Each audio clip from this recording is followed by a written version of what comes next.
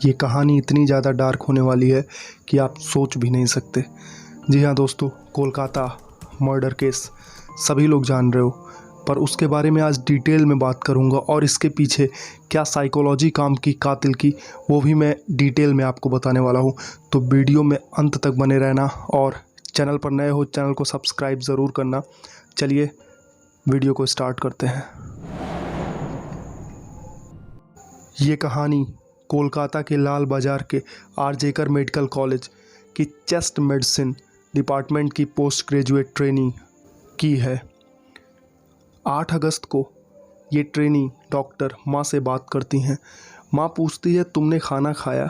Lady doctor बोलती, नहीं mummy, मुझे अभी भूख नहीं लगा है और मुझे अभी मरीजों को देखने जाना है, तो वापस आकर खाना खाते हैं और वापस आकर हम खाना खा लेंगे। डॉक्टर को आते हुए 2 बज जाता है। अपने मरीजों और सारे लोगों से मिलते हुए वो वापस आती हैं और अपने जूनियर्स के साथ खाना खाती हैं। और खाना खाने के बाद 2 बजे रात में डॉक्टर काफ़ी थक गई होती हैं और वो सेमिनार हॉल में जाकर सो जाती हैं। 9 अगस्त की सुबह 6 बजे कुछ लोगों की नज़र महिला डॉक्टर पर पड़ती है। महिला डॉक्टर को जिस हालात में देखा जाता है, उस हालात में उसे कोई देख नहीं पा रहा था। दरअसल उनका शरीर अर्धनग्न था। सर से लेकर पैर तक ऐसा कोई जगह नहीं था जहां पर चोट के निशान नहीं थे।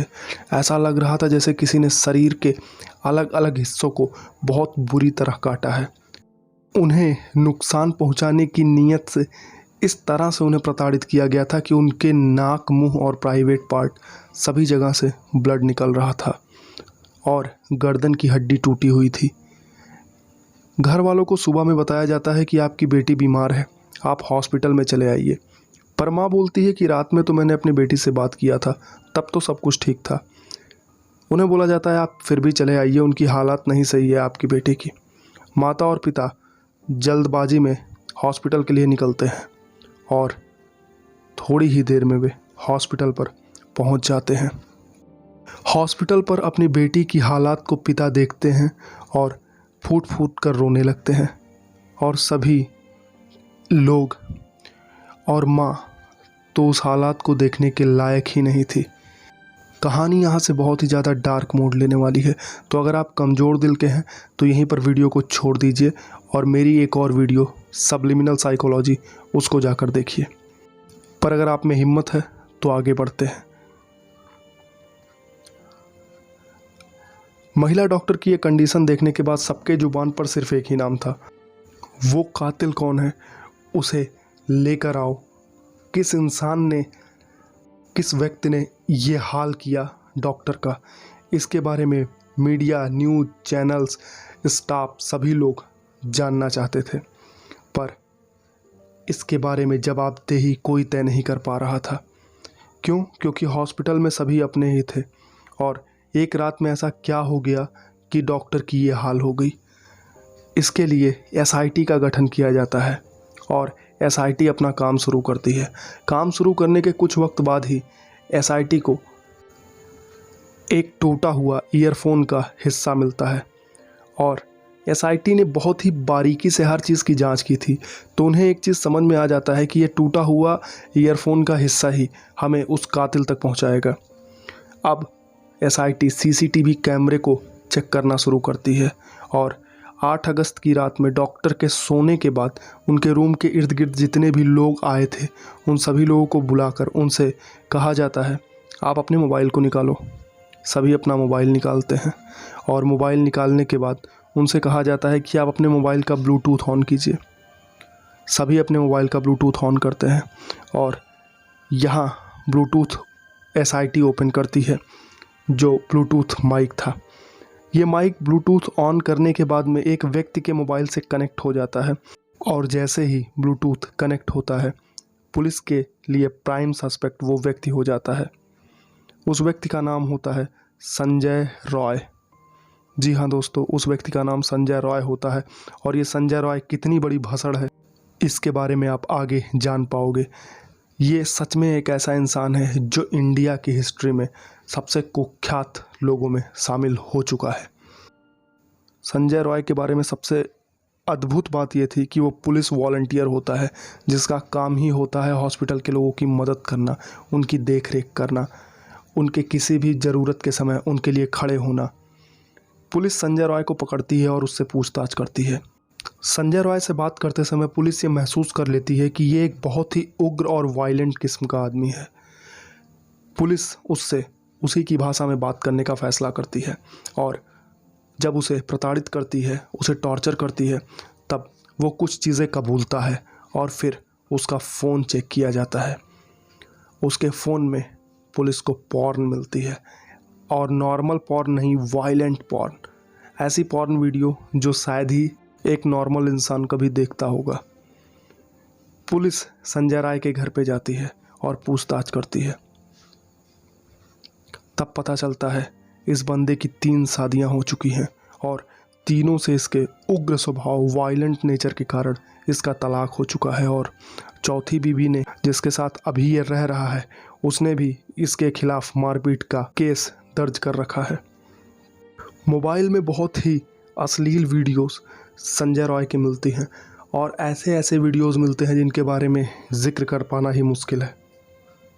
आपको बताना चाहूँगा, चारों बीवियों में से एक बीवी की संदिग्ध मौत हो चुकी थी, यानी ऐसी मौत जिसका डिटेल मीडिया या पुलिस को नहीं मिलता। ये व्यक्ति दूसरे लड़कियों पर भी बहुत गंदी नज़र रखता था, ये भी इसके मोहल्ले में पूछताछ के बाद पता चलता है।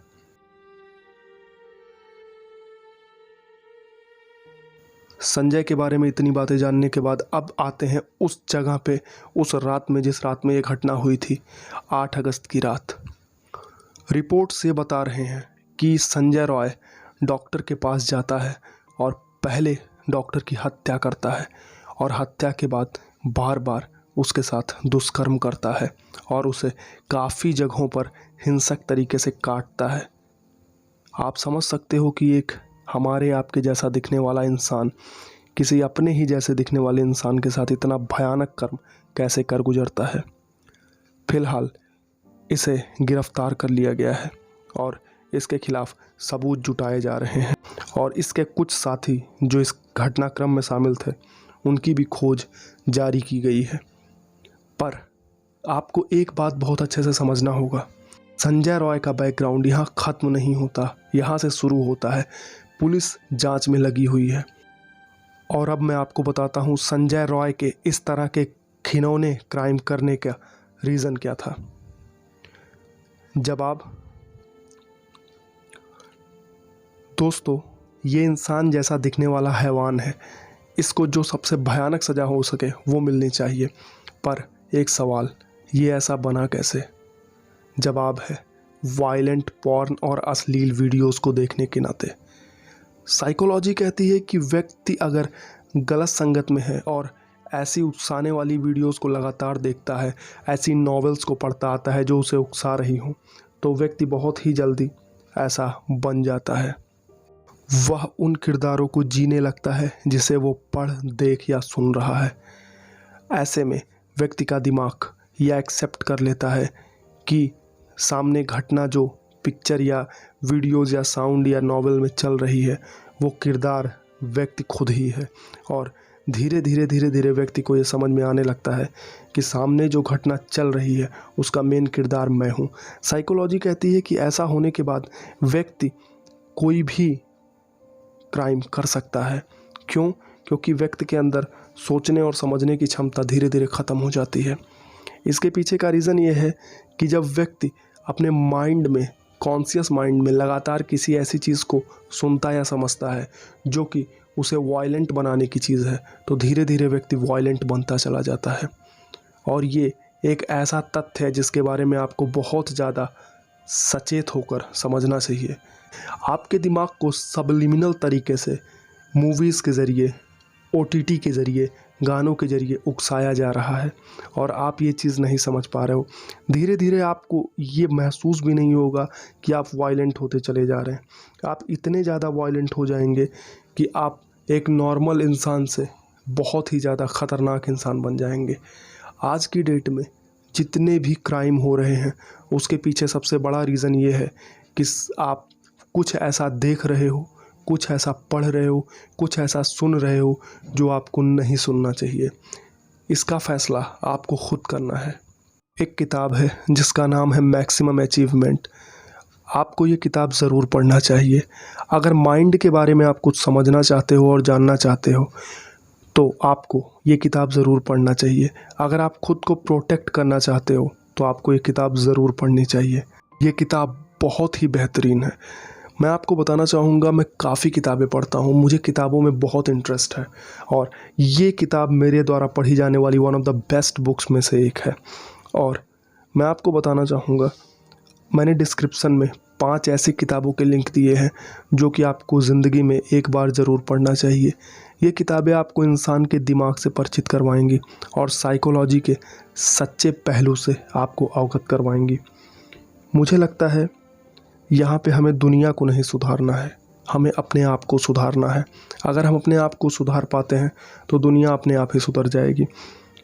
किताबों को ज़रूर लीजिए, पढ़िए, कुछ एक इन्वेस्ट अपने ऊपर भी करिए। अगर आप अपने ऊपर इन्वेस्ट नहीं करोगे तो आने वाला वक्त में आप भी एक क्रिमिनल या बुरे इंसान के जैसे बन जाओगे। हमें क्या बनना है ये हमें अपने ही तय करना होगा। तो दोस्तों, ये क्राइम हमें सिर्फ इतना बता रहा है कि हमें अपने आप को प्रोटेक्ट करना है।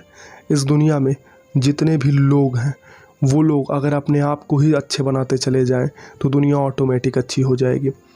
इस वीडियो को मैं बहुत तरीके से सरकार को घेर कर और इसकी डिटेल में जाकर इस बातों को घुमाकर मैं बता सकता था, पर दोस्तों यकीन कीजिए, मुझे इन सबसे ज़्यादा ज़रूरी लगा इस संजय रॉय के मानसिकता जैसे लोगों को शुरुआत में ही अवेयर कर देना।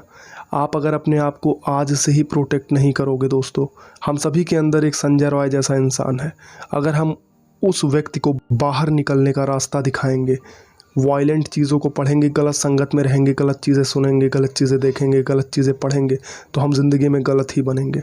इसलिए उस नेचर को जो आपको पब्लिक में शर्मिंदा कर सकता है, जो आपको एक क्रिमिनल बना सकता है, उस नेचर को ख़त्म करने का, दबाने का या चेंज करने का माइंडसेट हमें साइकोलॉजी को समझने के बाद ही आता है।